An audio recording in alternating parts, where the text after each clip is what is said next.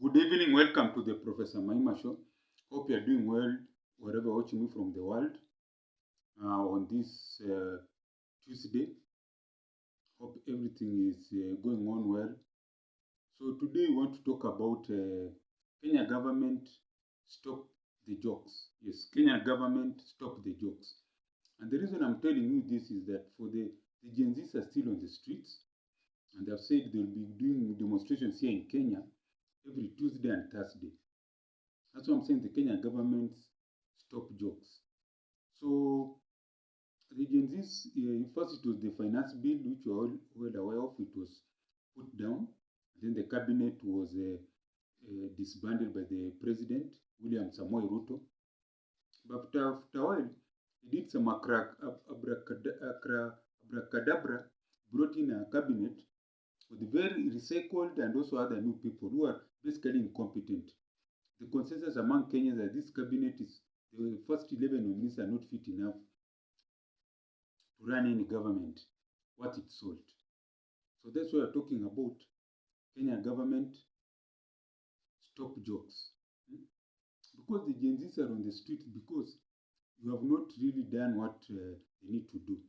First of all, it was to withdraw those names of the new cabinet secretaries, recycled cabinet secretaries, how it doesn't matter how you want to put them, and then apologize to the families who were the victims of the demonstrations, police brutality to be most precise, the people who were killed, the people who were injured, say apology, compensate them, the way most people are saying.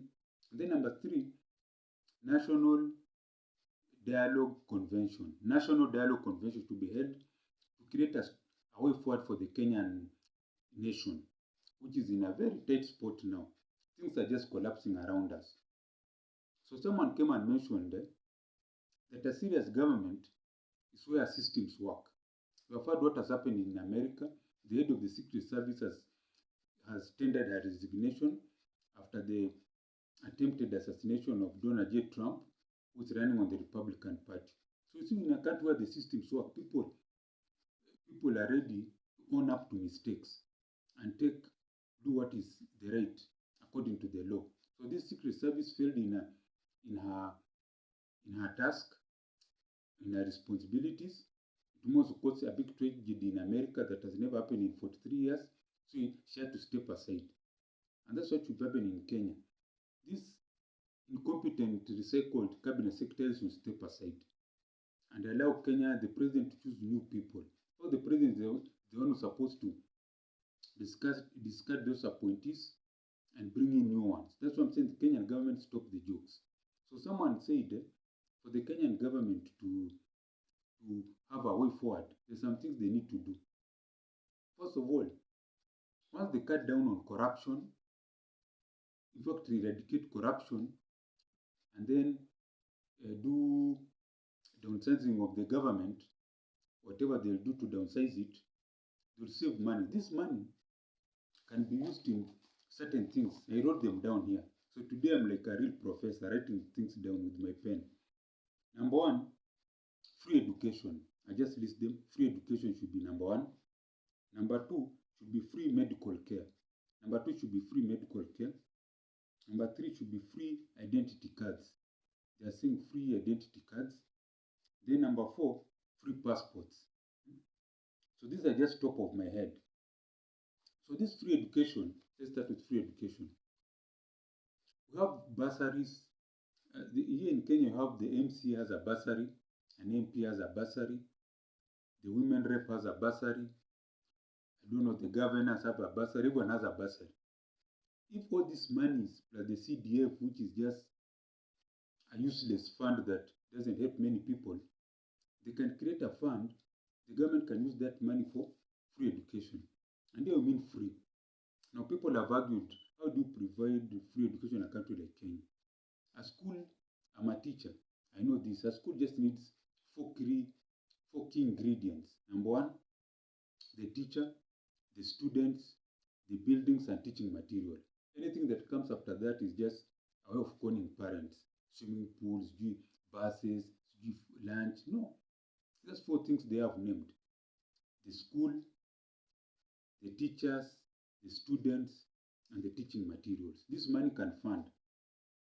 And even to add to what the president is talking about, free housing, should also put now into building classrooms so that every child in Kenya goes to school. So there's free education from nursery to university. And also ensure the teachers are paid well.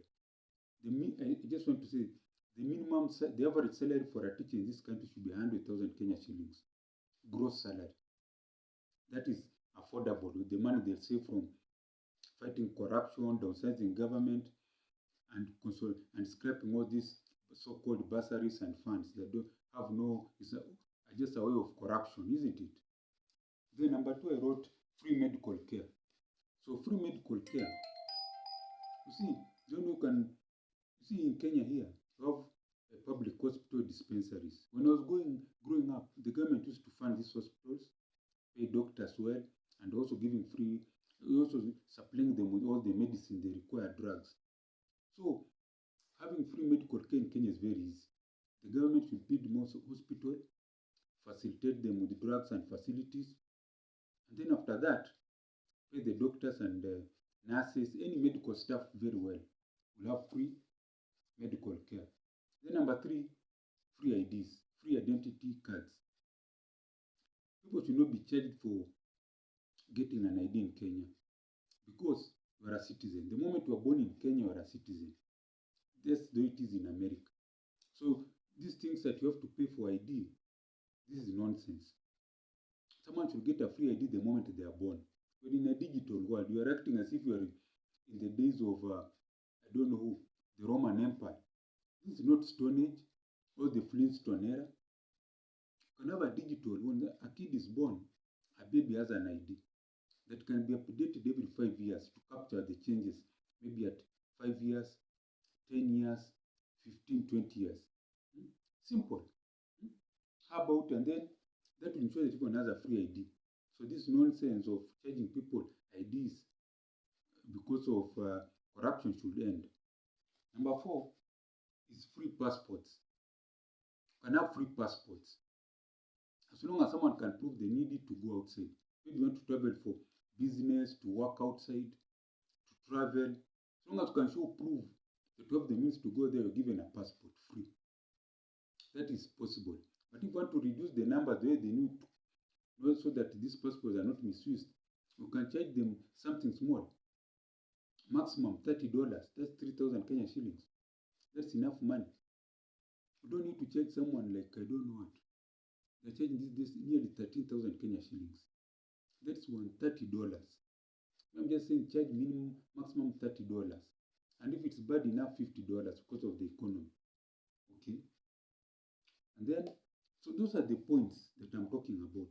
So the Kenyan government stop jokes, get back to work, constitute competent, experienced cabinet secretary that can work. They can be loyal to, they need to be first of all to be loyal and patriotic to the country. And also experienced, someone who knows what they are doing, not just put there as a stooge. So that's what I'm talking about. Kenya government stop the jokes. Because what's going on in the country is just pure jokes that should be stopped. People are dying, people are getting injured, and no one is caring. That's what I'm talking about. Kenyan government, stop the jokes. We need to improve, become better as a country, and ensure that people get the services for what they pay for taxes. Kenyans are among the most highly taxed people in the world, but our taxes are misused through corruption, incompetence. They know what I'm talking about. So the Kenyan government stop jokes and ensure that these Gen Zs are just voicing what most Kenyans are thinking, but they were afraid to talk. If this is done, I don't think, if you are now President William Samoei Ruto, rule very comfortably, but you are starting unnecessary fights that are not helping you. Because this thing should have ended, the demonstration should have ended like yesterday. So this is the Professor Maima Show. Hope you have enjoyed what I've talked about. If you like this, what I've said, please send something on the mobile and press it down there. +254 769 729 3227. I'll repeat again. Mobile M-Pesa +254 769 729 327. And as I always say, kwaheri ya kuonana, kwaheri.